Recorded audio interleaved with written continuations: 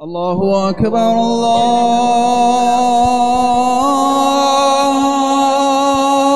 الله أكبر الله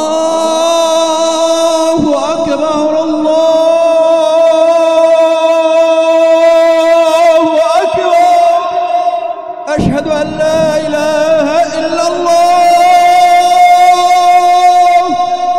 أشهد أن لا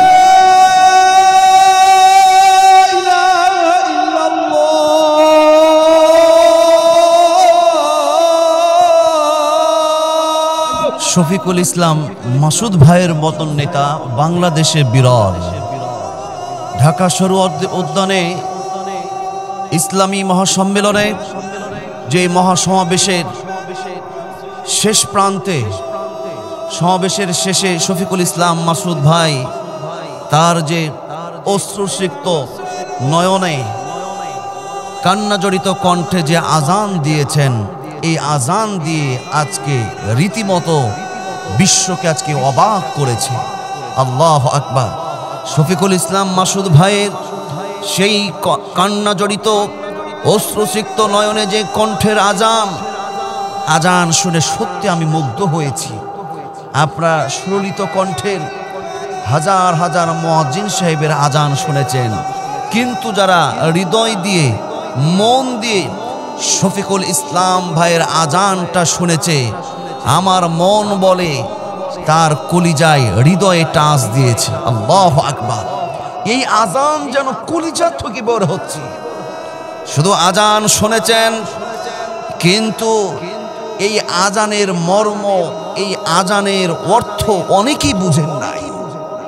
শফিকুল ইসলাম মাসুদ ভাই তিনি যে আজান দিয়েছে, আমি যে অর্থটা বুঝেছি, 16 বছর ফ্যাসিস্ট স্বৈরাচারের নির্যাতনের শিকার এই শফিকুল ইসলাম মাসুদ ভাই, আমার মন বলছিল আমি তো অর্থ এটাই বুঝেছি, যখন জননেতা ইসলামের নেতা এই শফিকুল ইসলাম মাসুদ ভাই যখন কানে হাত দিয়ে অশ্রুসিক্ত নয়নে যখন আল্লাহর নামটা ডাক দিচ্ছেন, আল্লাহু আকবার আল্লাহু আকবার ধ্বনিতে যখন তিনি আজান দিলেন, আমি বারবার সেই স্মৃতি আমার চোখে ভেসে আসছিল যে 16 বছর এই শফিকুল ইসলাম মাসুদ ভাই যে নির্যাতনের শিকার হয়েছে। আপনারা ইউটিউবে এখনো সেই ভিডিও দেখতে পারেন। টানা প্রায় 2 মাস এই শফিকুল ইসলাম মাসুদ ভাইকে রিমান্ডে নেওয়া হয়েছে। শুধু রিমান্ডে নয়, তারকে যেন এক ধরনের পঙ্গু করে ফেলা হয়েছিল। জীবন্ত শহীদ দেখতে চাইলে আমি তো মনে করি শফিকুল ইসলাম মাসুদ ভাইকে আপনারা দেখতে পারেন। শফিকুল ইসলাম মাসুদ ভাই যখন আজান দিচ্ছেন, আমি অর্থটা এটাই মনে করছিলাম, যিনি তার চোখের পানি, নয়ন জুড়ে চোখের পানি ছেড়ে দিয়েছেন, তিনি আল্লাহর প্রশংসা করছেন যে আল্লাহ 16 বছর এত কষ্ট করেছি, এত নির্যাতন সহ্য করেছি, ওগো আল্লাহ স্বাধীন দেশে, ওগো আল্লাহ ভাইরাস মুক্ত আবহাওয়ায় খোলা আকাশের নিচে তুমি স্বাধীনভাবে আমাকে দাঁড়াতে এবং তোমার বরত্ব প্রকাশ করতে আজান দেওয়ার তুমি আমাকে সুযোগ করে দিয়েছো। তিনি বারবার 16 বছর তার উপরে যে নির্যাতন স্টিম রুলার চালানো হয়েছে, সেই দৃষ্টান্ত, সেই ইতিহাস তিনি বারবার স্মরণ করছেন। আর আমার তো মন বলছে আল্লাহু আকবার আল্লাহু আকবার, আল্লাহ মহান, আল্লাহর শুকরিয়া আদায় করছে। আল্লাহু আকবার। নেতা তো এমনই হওয়া দরকার। মুসলমানদের নেতা যারা হবেন, ইসলামের নেতা যাদের হবে, তাদের অবশ্যই আলাদা কিছু বৈশিষ্ট্য থাকা দরকার, যেই বৈশিষ্ট্যগুলো ইসলাম নির্ধারণ করে দিয়েছেন। আমি ইসলামের নেতা হওয়ার জন্য গুরুত্বপূর্ণ অসংখ্য কিছু বৈশিষ্ট্য রয়েছে, তার মধ্যে 5টি বৈশিষ্ট্যর কথা আজকে বলবো। মুসলমানদের নেতা যারা হবে অবশ্যই তার মধ্যে এই 5টা কোয়ালিটি থাকা লাগবে। 1 নম্বর হলো আল্লাহ সুবহানাহু ওয়া তাআলা কুরআনুল কারীমের সূরাতুল হাজর 41 নম্বর আয়াতে তিনি বলেন, আল্লাযীনা ইম্মাক্কানাহুম ফিল আরদি আকামুস সালাম আল্লাহ সুবহানাহু ওয়া তাআলা তার ভাষায় চমৎকারভাবে তিনি বলেন, আর যদি আমি তাদেরকে পৃথিবীতে ক্ষমতা দিই, তাদেরকে যদি নেতা বানাই, আল্লাহ বলছেন ইসলামের নেতা যারা হবে তারা সমাজে সালাত নামাজ কায়েম করবে। সুবহানাল্লাহ। নেতা তো এমনই হতে হবে যে নামাজ কায়েম করবে, নামাজের বিষয়ে হুঙ্কার দেবে, নামাজের ইমামতি করার, নামাজের আজান দেওয়ার, মুয়াজ্জিনি করার যোগ্যতা রাখবে।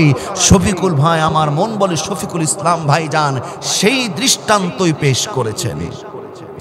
মুসলমানদের নেতা যারা হবে, আল্লাহ রাব্বুল আলামিন কোরআনুল কারীমে 2 নম্বর তাদের যোগ্যতার কথা তিনি বলছেন। সূরাতুল কসাসটা খুলে দেখবেন, আল্লাহ বলেন, ইন্না খায়রা মান ইসতাআজারতাল কওয়িয়ুল আমিন। তোমরা কাজের জন্য উত্তম ব্যক্তি এবং সেই শক্তিমান আমানতদারকে বেছে নিবে। ইসলামের নেতা যারা হবে তাকওয়াবান ও তাদের খোদাভীতি থাকা লাগবে। 2 নম্বর গেল। 3 নম্বর হল ইসলামের নেতা যারা হবে তাদের বৈশিষ্ট্য হবে বিচার ইনসাফে তারা দৃঢ় থাকবে। যখন তারা বিচার করবে, বিচার বিভাবে বিচারের ফাইসালার সময় নিজের দল না পরের দল, কাছের মানুষ না দূরের মানুষ, উঁচু না নিচু অবস্থান সেইটা তারা লক্ষ্য করবে না, বিচারে তারা ইনসাফ কায়েম করবে। আল্লাহ বলেন সূরাতুন নিসার 135 নম্বর আয়াত, ইয়া আইয়ুহাল্লাযীনা আমানু কুনু কওয়ামিনা বিল কিসতি শুহাদা। আল্লাহ বলেন, হে ঈমানদারগণ, তোমরা ন্যায়ের উপরে দৃঢ় থাকো।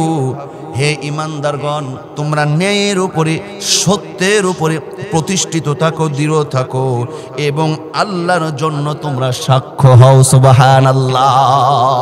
3 নম্বর, ইসলামের নেতা হওয়ার জন্য তাকে আমানতদার হতে হবে, ইনসাফ বিচার কায়েম করতে হবে। 4 নম্বর, মুসলমানদের নেতা হওয়ার 4 নম্বর গুণাবলী হল আমানতদার ও বিশ্বাসযোগ্য হতে হবে। নিঃসন্দেহে যে কোনো বিষয়ে জনগণ তার কাছে বিশ্বাস্ততার সাথে, আমানতদারিতার সাথে তার কাছে কথা, অর্থ, লেনদেন সব কিছু করতে পারবে এইরকম নেতা।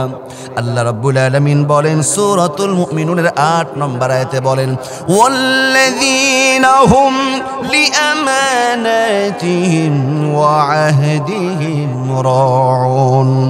যারা তাদের আমানত ও অঙ্গীকার রক্ষা করে। আমানত রক্ষা করতে হবে, সেটা কথার দ্বারা হতে পারে, আপনার কাছে কোনো কিছু গচ্ছিত অর্থ অলংকার হীরা মণিমুক্তা রাখার মতন হতে পারে।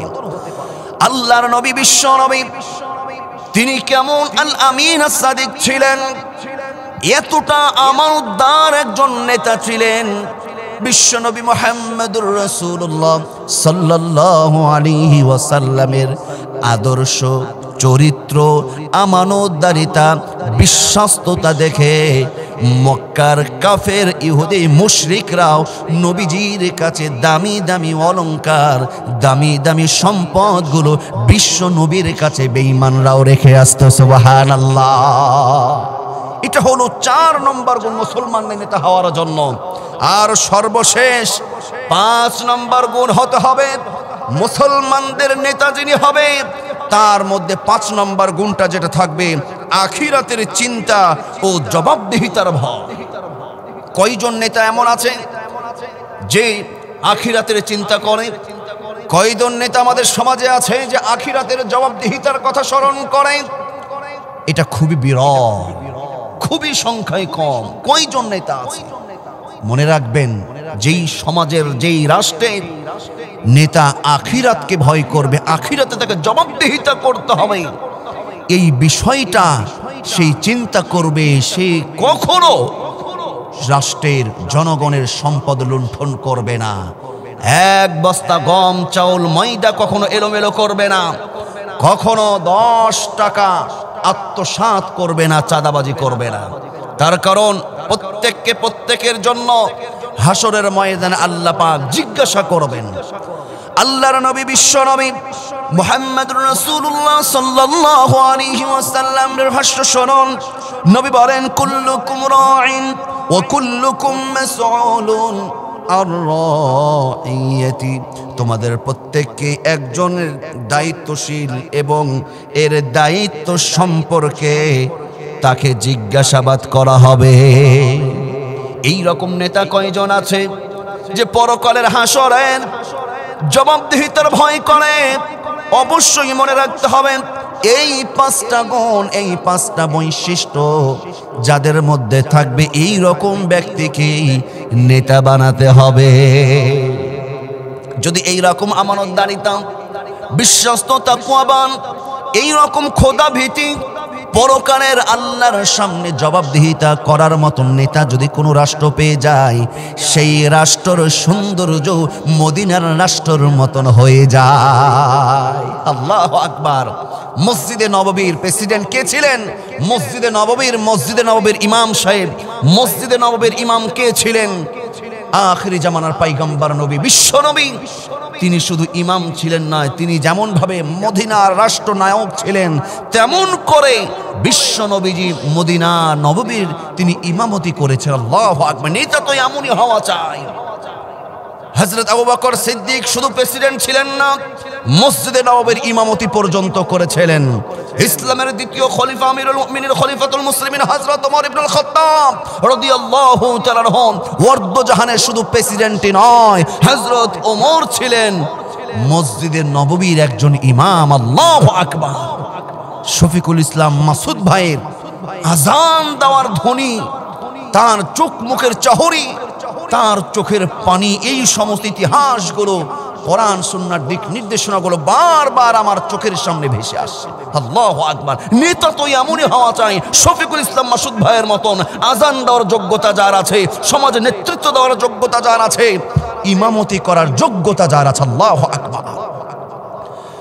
মসজিদে নববীর ইমাম ওয়ার্দজাহানের প্রেসিডেন্ট হযরত ওমর ফারুক রাদিয়াল্লাহু তাআলা আনহু, তিনি কেমন ইমাম ছিলেন, কেমন প্রেসিডেন্ট ছিলেন? তিনি লক্ষ্য করে দেখলেন একজন ব্যক্তি উটের উপরে কিছু বোঝা, দেখেন আমানত কাকে বলে, দায়িত্ববোধ কাকে বলে।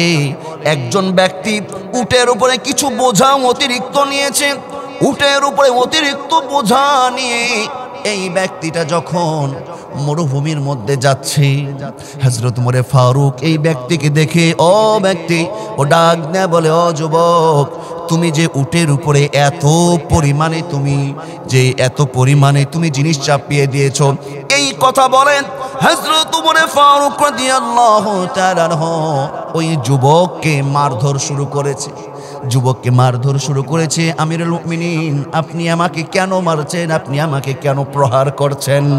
আমিরুল মুমিনিন ওমর বলেন, ও যুবক রে, এই যে উটের উপরে এত অতিরিক্ত বোঝা তুমি চাপিয়ে দিয়েছো, এই বোঝাটা যদি তোমার ঘাড়ের উপরে আমি চাপিয়ে দিই, তুমি কি বহন করতে পারবে? না, পারবো না, আমার উপরে জুলুম হয়ে যাবে। আমিরুল মুমিনিন বলেন, তুমি উটের উপরে এত বেশি বোঝা চাপিয়ে দিয়েছো, এটা তো উটের জন্য বড় জুলুম হয়ে গেছে। আল্লাহু আকবার। এমন যদি হতো আমার দেশের শাসক হতো উমরেরই মতো, হতো আবু বকরের মতো।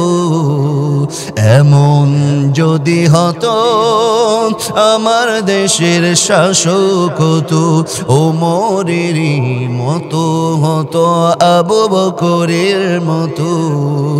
আমার দেশের মা বোনেরা লাঞ্ছিত হতো না, আমার দেশের কৃষক শ্রমিক বঞ্চিত হতো না, ধনী গরিব ভালোবাসায় জীবন ফিরে পেত।